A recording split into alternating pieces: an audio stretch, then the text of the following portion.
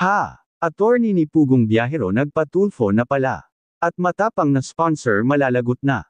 Isang mapagpalang araw sa inyong lahat mga minamahal nating taga-subaybay at taga-suporta ni Pugong Biyahero.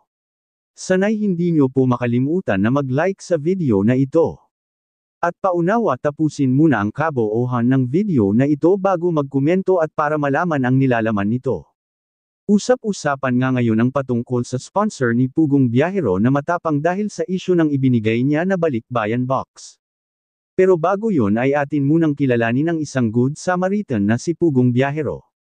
Nakilala si Sir Paul dahil sa kanyang kabaitan sa mga katutubo sa Mindanao at sa kanyang mga tinutulungang ibang mga tao na lubos ring nangangailangan at naghihikahos sa kahirapan.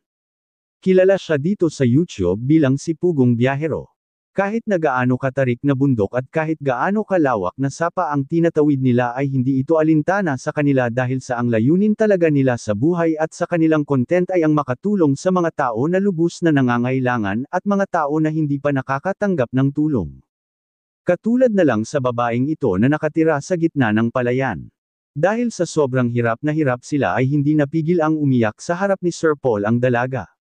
At ganun na rin si Sir Paul ay naiiyak na rin dahil sa kanyang awa sa maglola dahil nalaman niya na walang pera ang maglola at sobrang naghihirap na pala.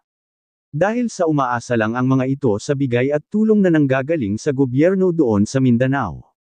Talagang napakalaking tulong ang mga katulad ni Sir Paul na naghahanap ng matutulungan araw-araw.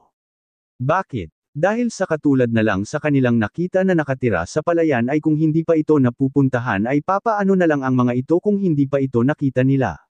Saan na kaya sila kukuha ng panggastos o ang kanilang makakain? Dahil nasabi sa babae kina Sir Paul na wala na anya silang pera kahit peso. At umaasa lang anya sila sa mga bigay-bigay doon sa kanilang barangay. Sa kabilang dako naman ay si Sir Paul ang isa sa mga tinatangkilik ng karamihan lalo na sa usapang pagtulong sa kapwa-tao at sa mga tao na naghihirap. Kaya marami din ang pilit na makipagnegosasyon sa kanya. Kagaya na lang na may mag-aalok ng mga bagay-bagay na ipapabigay sa mga tinutulungan ni Sir Paul doon sa Mindanao. Hindi ito matatanggihan ni Sir Paul kung merong mga taong mga ganito ang mga hangarin sa buhay ang makatulong rin sa kapwa. Ngunit ang nakakasama lang nito kung may hihingin lang na pabor ang mga ito at hindi na ang pagtulong ang intensyon nila.